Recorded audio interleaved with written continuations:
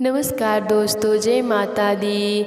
आज मैं आपको भाद्रपद मास के शुक्ल पक्ष की एकादशी व्रत में सुनी जाने वाली गणेश भगवान जी की कहानी सुनाने जा रही हूँ। तो प्रेम से बोलिए गणेश भगवान जी की जय। एक समय की बात है, एक गांव में एक बुढ़िया माई अपने परिवार के साथ रहती थी।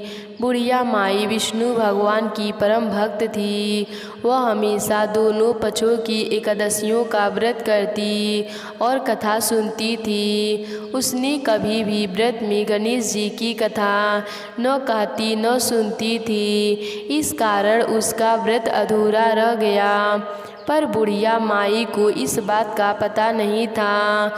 उसको तो लगता था कि वह तो पूरा व्रत कर रही है और उसके व्रत के पुण्य से उसको वैकुंठ लोक की प्राप्ति जरूर होगी। देखते ही देखते बुढ़िया माई की मृत्यु हो गई। उन्हें लेने यमलोक के दूत आए। वह उन्हें देखकर घबरा गई और बोली, मैंने जीवन भर विष्णु भगवान की भक्ति श्रद्धा भाव से किया है, एकादशियों का व्रत किया है, एकादशी व्रत का कथा सुनी है। इस पुण्य से मुझे तो लेने वैकुंठ लोक का विमान आएगा। मैं आपके साथ नहीं चलूँगी। इतना कहकर बुढ़िया माई रोने लगी और विष्णु भगवान को पुकारने लगी। विष्णु भगवान गरुड़ पर सवार होकर बुढ़िया माई के पास आए और बोले, बुढ़िया माई, तूने तो पूरी श्रद्धा से व्रत किया, पर तुमने व्रत में कभी भी गणेश भगवान जी की कथा न कही न सुनी। इस कारण तेरा व्रत अधूरा है। बुढ़िया माई विष्णु भगवान से जीवन दान मांगने लगी ताकि वह एकादशी के व्रत को पूरा कर सके और उसका पुण्य प्राप्त कर सके। इस प्रकार बुढ़िया माई को विष्णु भगवान 2 साल के लिए फिर से जीवित कर दिए। अब बुढ़िया माई जीवित होते ही गणेश जी का नित्य नियम करना चालू कर दिया। एकादशी के व्रत में पहले गणेश भगवान जी की कथा सुनती, फिर 11 माता की कथा सुनती, उसके बाद एकादशी व्रत की कथा सुनती। इस प्रकार 2 साल में 4-11 बुढ़िया माई ने पूरा किए। गणेश भगवान जी की कृपा से एकादशी व्रत का पूरा पुण्य बुढ़िया माई को प्राप्त हुआ। बुढ़िया माई की भक्ति से गणेश भगवान जी प्रसन्न हुए और बुढ़िया माई के सामने प्रकट होकर बोले, बुढ़िया माई, तुमने मेरे नित्य नियम के साथ ही व्रत में कथा भी सुनी है, इसीलिए मैं तुम पर अत्यंत प्रसन्न हूँ। मैं तुम्हें आशीर्वाद देता हूँ कि जब तक यह पृथ्वी रहेगी तब तक तुम्हारे इस तपस्या का गुणगान लोग करते रहेंगे। साथ ही एकादशी व्रत में तुम्हारी इस कथा को जो भी मनुष्य प्रेम पूर्वक सुनेगा उसको व्रत का संपूर्ण फल प्राप्त होगा। गणेश भगवान जी बुढ़िया माई पर प्रसन्न होकर बुढ़िया माई का घर अन्य धन से भर दिए। साथ ही रिद्धि सिद्धि का वास करके अंतर ध्यान हो गई।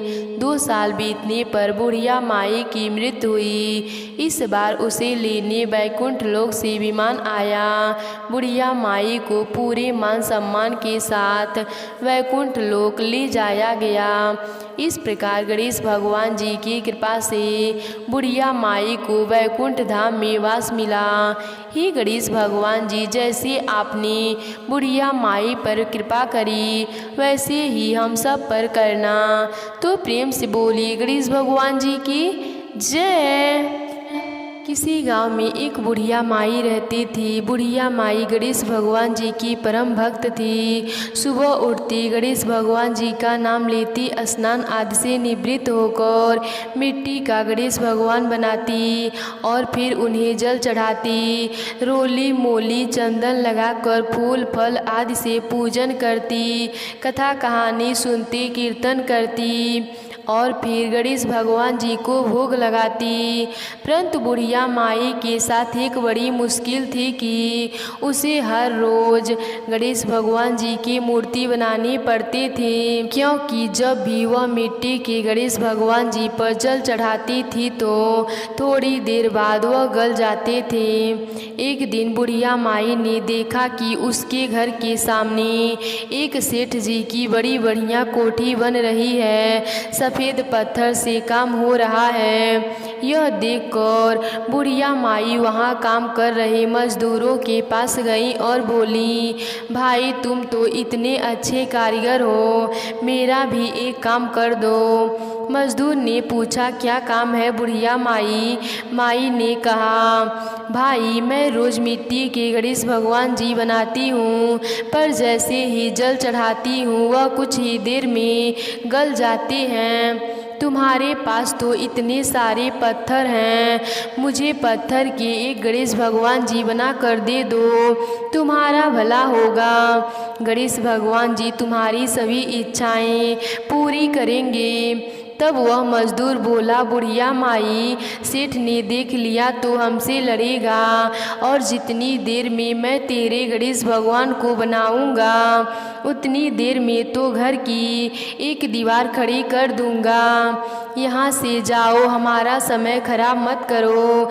यह सुनकर बुढ़िया माई को थोड़ा क्रोध आया और बोली, जिस दीवार के कारण तुम मेरे गणेश भगवान जी को नहीं बना रहे हो वो दीवार टेढ़ी हो जाएगी। ऐसा कहकर बुढ़िया माई वहाँ से चली गई। अब मिस्त्री दीवार बनाता जाए और वह दीवार टेढ़ी होती जाए। मिस्त्री ने 2-3 बार दीवार को गिराकर दोबारा बनाया, लेकिन दीवार सीधी बन ही नहीं रही थी। सारा दिन बीत गया, लेकिन तिल भर भी काम आगे न बढ़ा। शाम हुआ तो सेठ जी मकान को देखने आए। उन्होंने देखा कि आज तो कुछ भी काम नहीं हुआ है और जो एक दीवार उठाई है वह भी टेढ़ी है। सेठ जी ने पूछा, यह क्या माजरा है, आज कुछ काम क्यों नहीं हुआ और यह दीवार टेढ़ी कैसे हो गई? आज मैं मजदूरी का 1 भी रुपया नहीं दूंगा। तब मिस्त्री बोला, सेठ जी आज एक बुढ़िया माई आई थी, उन्होंने हमें पत्थर के गणेश भगवान जी को बनाने को कहा, हमने नहीं बनाया तो वह बुढ़िया माई दुखी होकर बोली, तुम मुझे गणेश भगवान जी बनाकर नहीं दे रहे हो तो गणेश भगवान जी की कृपा से तुम्हारी दीवार टेढ़ी हो जाए। सेठ जी बुढ़िया माई के जाने के बाद से तिल भर भी काम आगे नहीं बढ़ा। जैसे ही दीवार बनाते हैं यह टेढ़ी हो जाती है। ऐसा सुनकर सेठ जी बुढ़िया माई के घर पहुँचे और हाथ जोड़कर गलती की क्षमा मांगी और बोले, बुढ़िया माई ने तुम्हें सोने की गणेश भगवान जी बना कर दूंगा, बस अपनी कष्ट हरता गणेश भगवान जी से कह दो कि काम आगे बढ़ा दे, दीवार सीधी हो जाए। बुढ़िया माई ने ऐसा ही किया। तब सेठ जी ने बुढ़िया माई को सोने के एक गणेश भगवान जी बना कर दिए। बुढ़िया माई नित्य प्रतिदिन अपनी कष्ट हरता सोने के गणेश भगवान जी की पूजा करने लगी। कुछ ही समय में सेठ जी का घर बनकर तैयार हो गया। सेठ जी ने भी अपने घर में सर्वप्रथम गणेश भगवान जी को ही विराजमान किया। हे गणेश भगवान जी, जैसे आपने कृपा बुढ़िया माई और सेठ जी पर की वैसे ही सब पर करना। तो प्रेम से बोलिए गणेश भगवान जी की जय।